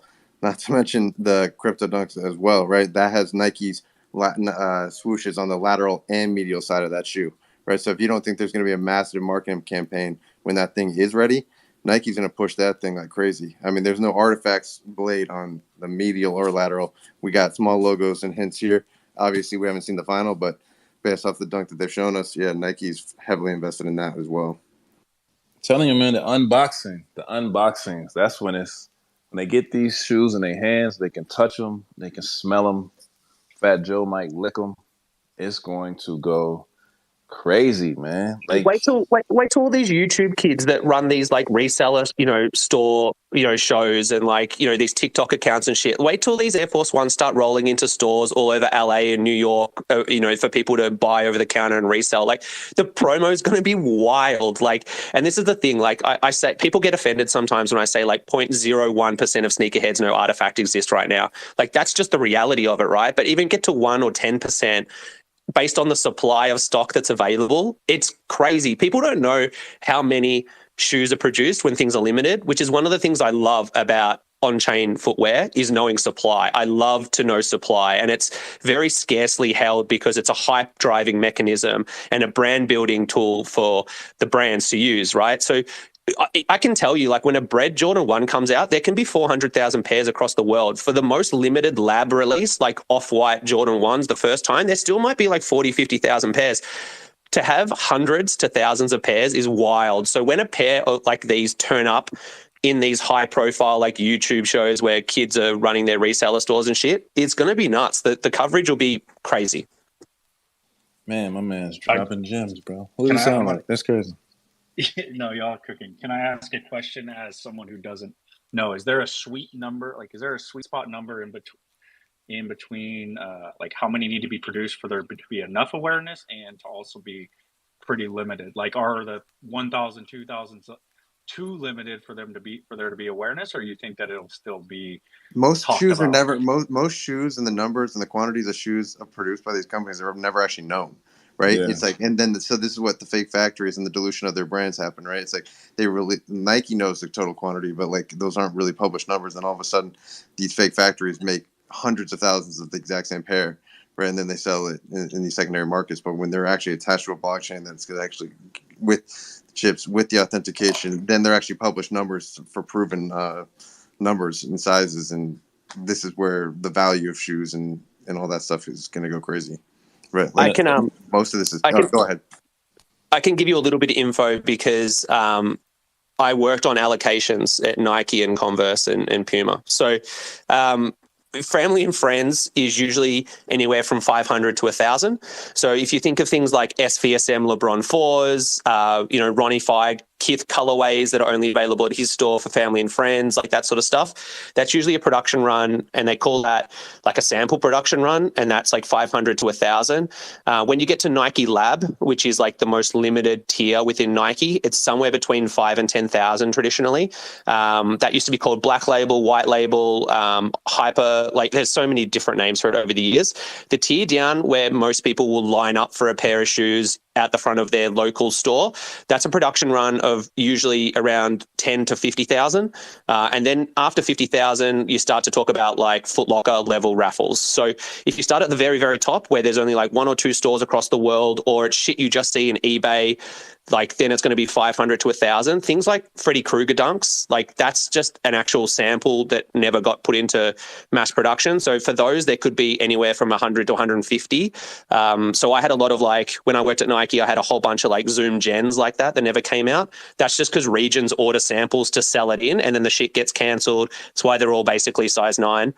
Then you have that next tier. Then the tier where you go line up at your local skate store or out the front of Kith or Union or whatever. Yeah, we're talking like usually 10,000 up to 50,000. So that's what you're talking about for like the 10 for Off-White. And then, once you get to Foot Locker, you're probably talking 50 to 200,000 depending on the shoe and where it sits. So whether it's in like SB, whether it's in Jordan Brand, whether it's in Nike Sportswear. Adi and Puma and like Converse and stuff run relatively similar numbers, but Nike's like system is, I'm outdated. I haven't worked there for a long time, so it's most likely changed, but just to give you visibility, like that's roughly how it'll work. And it usually doesn't matter when it comes to building hype, right? We live in an information age, right? If we got Instagram and TikTok and so on and so forth, so you can have limited runs, but it's about who you see having those sneakers and who's hyping it. We get a pair on one of the Kardashians. Drake performed in one of the pairs for his tour. We get a pair on Travis Scott. You got to think about all these people are Nike athletes, and they end up getting seeded pairs anyway. Like we saw with Drake putting his early pairs on eBay. But let him get like a pair of Murakami Air Force Ones, bro. Like LeBron wore them. You know Drake is going to wear a pair of these damn Air Force Ones. And it's going to go crazy. I got 2 great examples of that. When I worked at Nike, they had a sky-high dunk, which was a dunk that had like a heel platform in it for women. And it like people didn't fuck with it. For the first 2 months, we basically had to clear every colorway out to outlets because it was bombing. Kim Kardashian wore it. We sold out of that shit in 24 hours. And for the next year and a half, that sky-high dunk became a staple. The other example, which is arguably, in my opinion, the best example of this in the last like 10 to 15 years, is the Ultra Boost. Now, if you remember, the Ultra Boost when it came out was actually in performance running stores. It wasn't in Foot Lockers and shit. That shoe was like 60% off on discount tables everywhere in Australia. Kanye wore the black purple to fill up the car. That thing was gone. And then the Ultra Boost became one of the biggest shoes of the last 10 years. So you're right, man. Like, right time, right place, right person. It can change anything and everything. Like when you actually consider how many sneakerheads there is in the world and how many of us idiots like me have storage because we have too many pairs of shoes, like, 50,000 is nothing. 100,000 is nothing. So when you actually think of like how limited 1,000 is, it's wild. It's funny. My wife just wore her sky-high dunks today. And I had to get a pair for him. I was like, yo, you got to have it. And I got on my early, yo, you need a pair of these. But that's exactly how it works because, man, all of these shoes that you dropping, man, the Ultra Boost shit, I forgot all about that. I remember people was looking for them high and low, searching for them bitches as soon as Kanye wore them. And then they was going for the high because you could not find them. And then Adidas started getting onto it and generating all the different colorways, and they were still selling out. That was, man, what a time to be alive. That was crazy stuff. But yes, man, I'm saying this is going to draw the attention to everything Artifact over here because they're going to be like, damn, what the hell is this about? Murakami, da-da-da-da, Murakami flowers, Murakami drip. What's this about? And it's going to go crazy. Get them in the right hands, have them right people wear them. The kids going to want them, and they're going to know that it's that limited of quantities. That's what's going to make it even more hype because other people can't get them. If you have less pairs than a coveted Off-White Jordan 1, than a Travis Scott Jordan 1, people are going to make moves they're going to shift mountains, highs, and lows trying to get it. We still don't know what the move to earn mechanics for those ones are going to be either, right? So like the Crypto Kick IRLs are going to be the wear test for that shit too. It's going to be the run test for it. And then all of a sudden that's tied with Nike. All of a sudden you never know what the rewards for that's going to be. I mean, this is what's so cool about the future is that with all these things, it's like they have endless possibilities, but with it being connected with Nike and their first dunk, right? This was Nike's first entrance into it too, right? So very interesting to think. There's only 55 pairs of CIRLs in the size 14 in all colorway. 55, bro. Like, This silhouette's never coming back out either, I think. I mean, honestly, in my personal opinion, I think it is a 5,200 pair one-off silhouette that ain't coming back out. And when you think about that distribution between the owners, I don't know how many owners there are, but and then you think about how many people, because I mean, you see the owners alone, I got like 100 each. So it's only 625 pair size 9 CRLs in all colorways. 625, bro. Like, All right. crazy shit, man. Question for you. I got 3 y'all up here, 4 y'all up. I got 5, 6 sneakerheads up here. I got them all. Connoisseurs. So for the CRLs with 5,200, you guys, if you have extra pairs, and you guys clearly, Secure says he's got a storage, so maybe he just keeps them. He doesn't resell them anymore. But do you wait a few years for these CRLs to catch on, or maybe the Artifact brand to catch on before you try to flip, or you just an instant flip, or how do y'all play it? Sit on them. You got to. The awareness has to be there. The hype has to be there. The FOMO has to be there for maximum profitability if you want to flip. So if you got them, sit on them.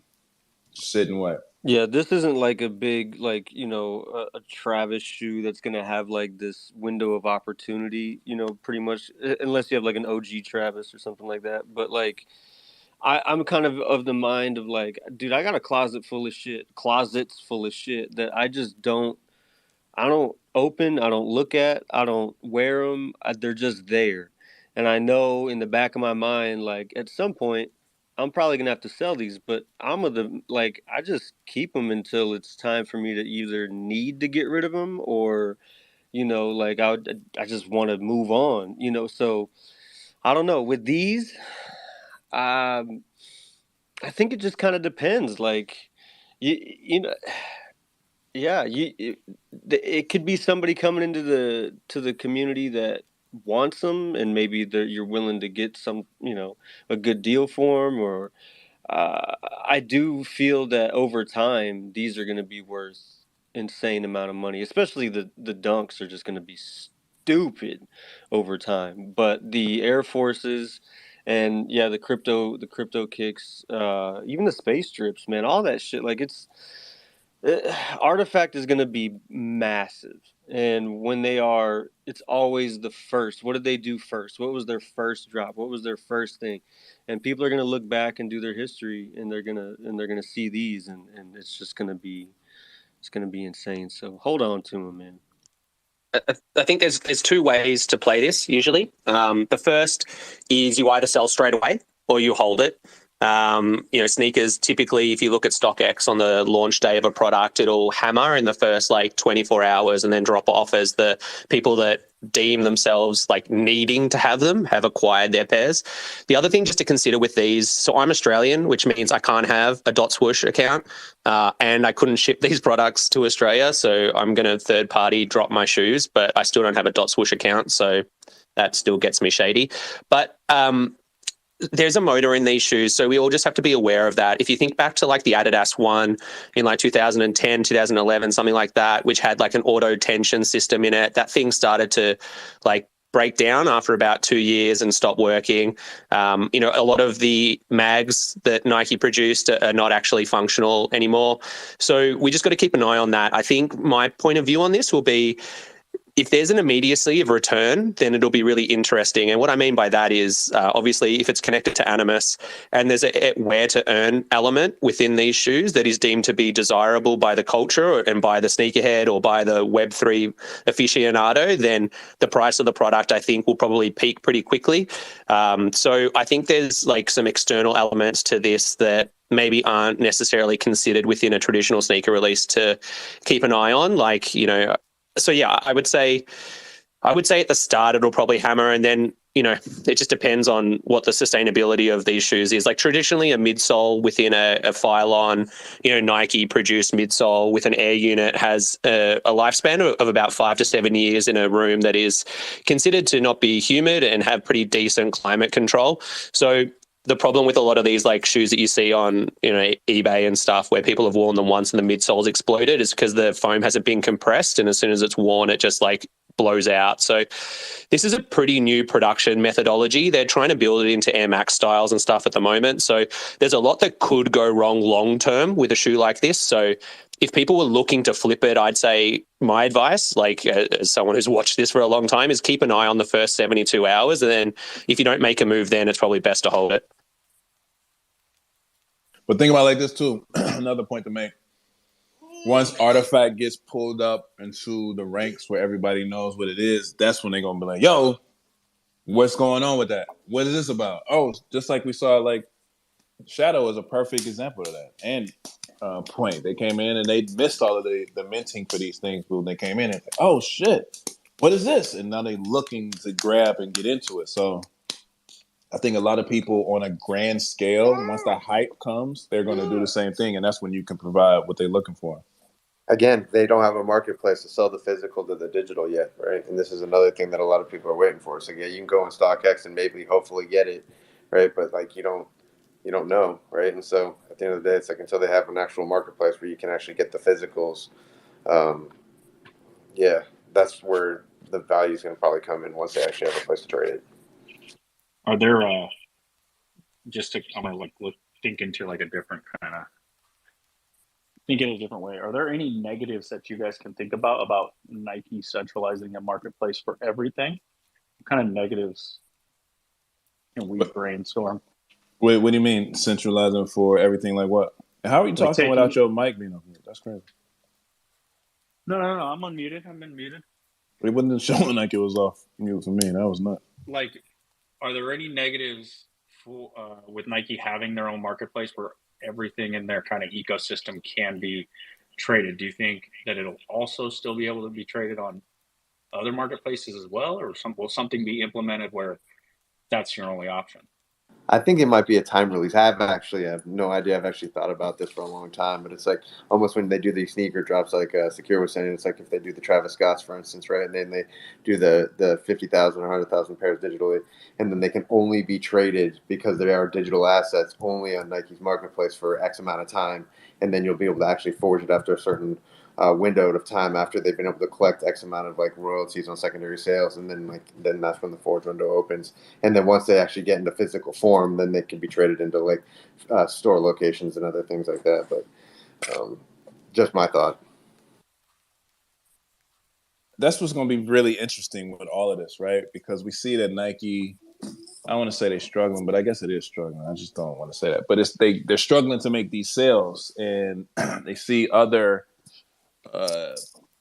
shoes and corporations, New Balance coming in, they doing their thing, Adidas doing their thing. Like Nike is falling to the wayside. I mean, Hoka and OnCloud alone are selling combined, I think, like $5 to $7 billion worth of shoes a year.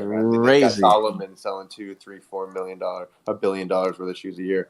I mean, these companies are independent. A lot of independent companies over the next 5 years are going to be coming out. Just watch. Booming out the trap, right? Because they see that it being trailblazed and things can happen. So the point is, Nike's looking to have something new, right? All of these retros that they've done for the last 10, 20 years are just becoming that, just stale. And people get used to them. They don't want to see them anymore. So this is coming right on time. That's why they invested so much money into it. That's why the technology is leading the way. Being able to gamify your shoe purchases and tokenize your experience, it puts the fun back into being a sneakerhead. And that's what a lot of people are looking for. And that's honestly what a lot of the new age sneakerheads missed out on. They didn't get to experience the fun of chasing after those limited edition collabs and colorways that dropped in certain regions or certain part around the world where you had to have a community to even get in touch bases on some of these drops, right? They just got straight into the resale market, and that took away a lot of the actual fun of being a collector because, you know, same situation we dealt with the whole NFT experience. So this is putting everything back into it that can make it fun for the collectors, new and old, and then being able to integrate it into a digital world and have your favorite video game be tied it. Like, the possibilities are endless. Like, I see Hoka doing their thing, but Hoka ain't doing this, baby. Solomon ain't coming through like this. So it's gonna be a totally different ball game in a quick minute. No, it's good perspective. So kind of what you guys are saying is that maybe they have already seen, since when did those patents go? Like 2018, right? 2019. They've seen that the traditional kind of buy the sneakers and store them in your closet and that's your experience, people, they want to branch out from that. They want to grow from that, and gamifying it on a digital level as well brings a whole new experience to sneaker collecting and collecting in general. And that's the market that they're trying to capture, or at least that's the experience they're trying to bring to their end users, right? That's adapting, honestly. That's just kind of adapting to a whole new generation that's coming up with cell phones, iPads, and computers in front of them 24/7, right? Like the old model is going to work, but like let's adapt and bring a digital aspect to it so that the experience can be a little bit more fun than just collecting the physical. Yeah. It would have been super crazy if I could have actually owned the sneakers that I bought in NBA 2K, right? If I actually would have had it attached to my quote unquote wallet, and I could have had a physical pair to match if I chose to buy a pair after playing NBA 2K, right? One of the best experience I had playing NBA 2K, I think like 2K14, was when you can get the LeBron pair that you could order only from doing the My Player on NBA 2K, and then selecting certain choices in the storyline to be signed. You had to play a certain way to be able to even get picked up by Nike as your sponsor, and then they asked you to design a shoe, and the shoe you designed was the LeBron that came out that year. I think it was the LeBron 11, and yep. And then you got to order the pair and get them in real life. That shit was so crazy to me. I remember burning hours to get those pair, and I did it twice because I had to get a pair, of course, for me to wear and a pair for me to sell. So having that on a level for everyone to do it now, like sitting down, I was talking to Ronnie 2K at the BMW event. I know you remember this, comp, because I was talking to you about it, and he was like, "Yo, what's up with this whole situation with the Air Force Ones and da-da-da, we would love to get it in 2K." And I'm like, bro, that would be crazy. So to be able to have that, own it, have my 2K player wearing my Murakami DNAs or wearing a certain pair of shoes that only drop on NBA 2K, and then being able to get them in real life, like, that's the next level, man. This is what I love about Nike, right? They've been doing this for a decade, right? They've been beta testing all of these like aspects of all of this for the last 10 years, from geolocated drops to video game drops to digital physical claimables through earn rewards. The running club with, being Nike Plus members and doing running activations for unlockable stuff. Using the sneakers app in Chicago with the Jerry Lorenzo drop, where it was geolocated. You had to be on a specific street to then get the shoes in that specific city for that specific event, and then you were able to get the physical pairs, right? So everything that we're seeing that they're planning, it's like Nike's already kind of beta tested it literally over the last decade in so many different aspects to like basically hone in on what works, what doesn't work, and they're not stopping. It's about to be lit, man. Shit's about to be real fun, and this is just the sneaker portion of the artifact journey, right? Like we just talking shoes, man. This is so crazy. But this is what we got into it for. That's at least why I'm here. That's exactly why I'm here, and that's why it's just so funny how like you did say like this is exactly what the future and what makes like sneaker collecting fun, right? This is what made like collecting fun for me, like getting guaranteed access into the most limited sneakers in the world without having to fight a bot or anything else, like or backdoored shit or just like corrupted inventory based off of store owners and factory. Like I know how the game works, and to the fact that I was able to just get into something, hold something, and get guaranteed access to it, and it's the most limited, and most sneakerheads don't know about it yet. Just knowing what the future holds for it, I mean, it's exciting, right? It's fun to be a part. It's like game theory in a way, because we still have no idea what any of these things actually do, like digitally or physically, or what other like rewards they might unlock for us in the future, right? And so it's not just buying a pair of shoes anymore. It's like we're just buying a hoodie. It's like, no, this has got like endless possibilities, because you got the 3D file for it. I got my 3D clone that can be put into literally any advertisement, movie, like game, really whatever I want, right? So yeah. No more L's either. Remember we was in Miami and you missed out on those orange lobsters, man? You were so pissed. I was salty too. Well, this is what's so funny, right? So Dre, I'm gonna tell you straight up, like this is what's so crazy. Like that exact store, I know that 300 pairs came out of that back door. Friends and family boxes, right? So this is what's so fucked up about this situation, right? Down in Miami, 300 friends and family boxes come out that back door, and I know exactly who got them. Right? Not for retail. I'll tell you that much right now. So this is what I talk about the game, right? It's fixed. No matter if you're a tier 0 account or if you're like Nike itself, right? People are fighting those websites. People are throwing money at like people. And when you throw people money that get, regular salaries and you pay their salary on one weekend, people are going to look the other way sometimes. And unfortunately with sneakers, it's been our culture for the last 10 or 15 years when the money really kind of became the most important thing instead of just like collecting for the love of the game, right? And like wearing what you liked. And so like this is where they're allowing you to, get into access to buy what you want. Don't buy if you don't want, sell it if you want, keep it if you do. It's like, or don't be a part of it at all. But it's like, yeah, so dope. That was shitty, bro. That was a shitty time. But it's it's the end of that stuff, bro. That's crazy because that's the reason why you even got into customization in the first place, missing out on these drops. Now we connected to the plug, baby. No more of that. I gotta check your shoes out. I gotta check your shoes out, man. I've been customizing sneakers since 2003, so I'm gonna go dig in your Twitter now.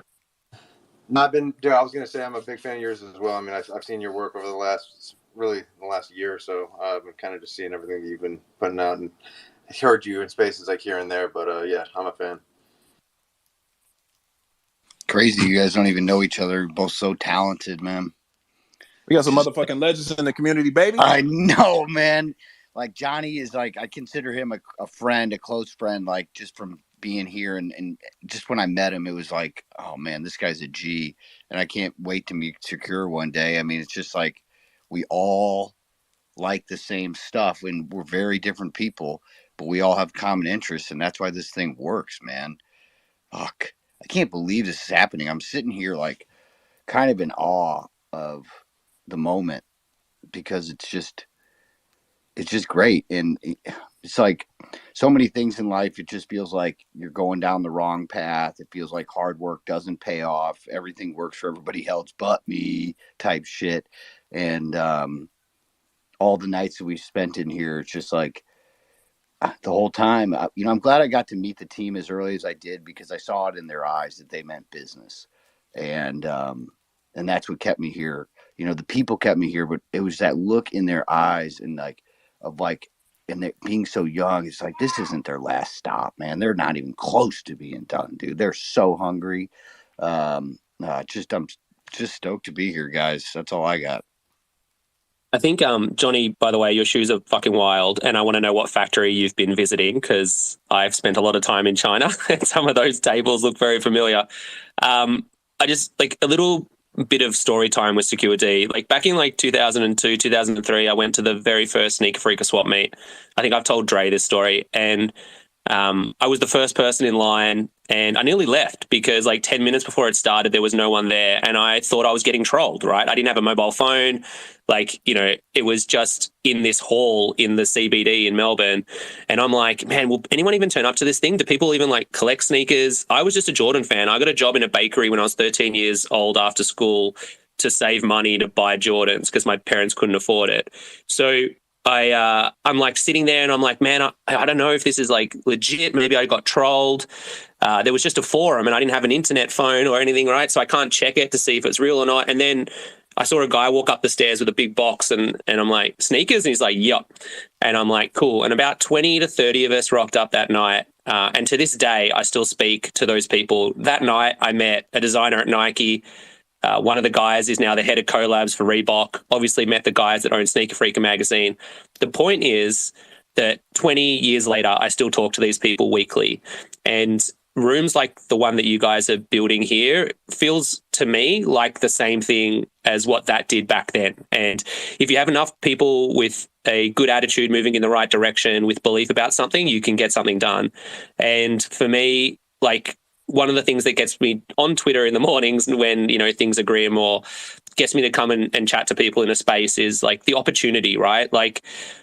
I've been around a while, but let's say Johnny gets an Air Force One official collab in stores, he's going to be impossible to get a hold of, right? It's so rad that you can have conversations with people in this forum at this time now, because in 10 years or 5 years, if you're at Complex Con and you bump into someone, when you knew them 5 years ago, they'll stop and talk to you. If you're trying to introduce yourself, like, you got no chance. Like, this is the coolest part of the bear market, is like actually getting to get to know people, because there's so many people just in this group, like even just looking through the audience, that are doing awesome things that will eventually become something that you aspirationally would have hoped to be, or be connected to as well. So I think it's fucking rad. And it hasn't felt like, I haven't felt a thing like this since that, or since like designer vinyl toys started blowing up in like 2011. So yeah, that's what gets me in these rooms every day. And I agree, like, it's just a cool thing. Like, no egos, like people just doing their thing, but we're all moving in the same direction. And what's fire is that we all have the same passion for the same thing, right? Like, Bad Take being created in that dark period just because of the passion that we had to showcase to people, like, yo, y'all on some bullshit talking shit, like, just because we're going through a monolith debacle. Fuck out of here, right? We'll show y'all. We gonna keep it grinding. And we just, like I said before, we are in the pregame.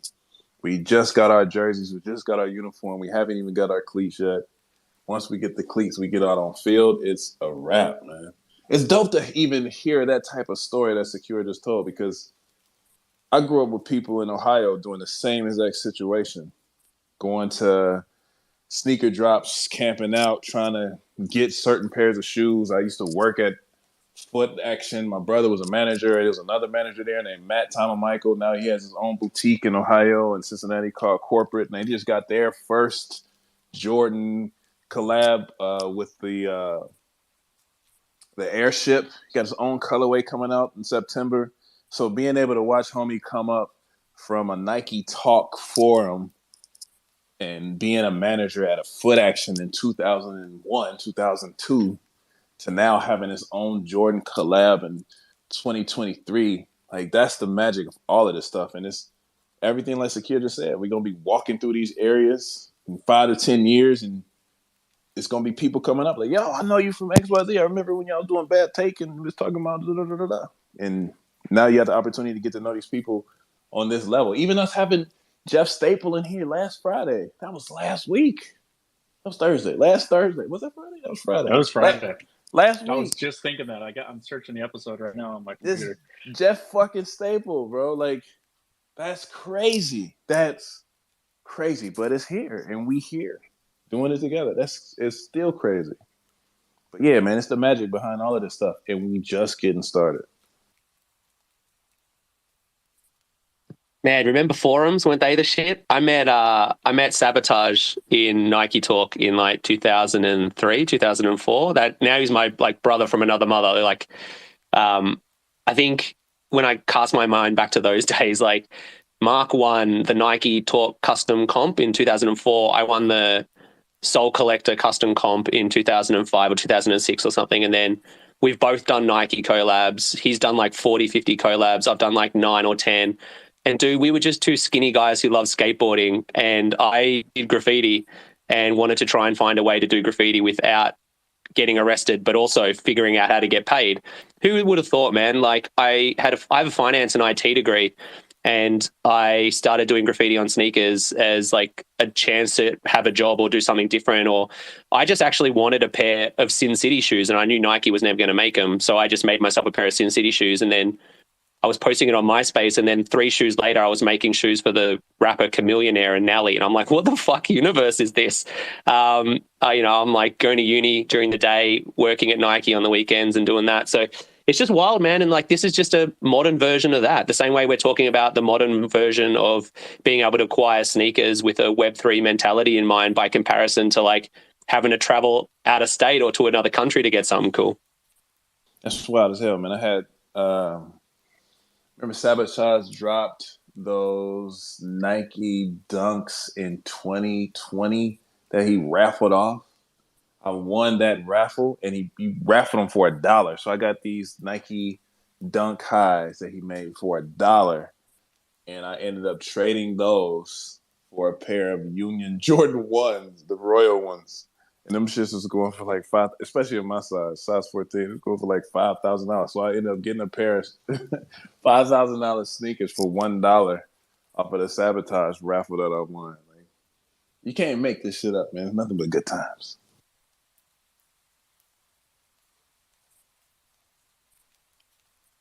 before secure story, I was over here thinking like, damn, just wait like 5 years.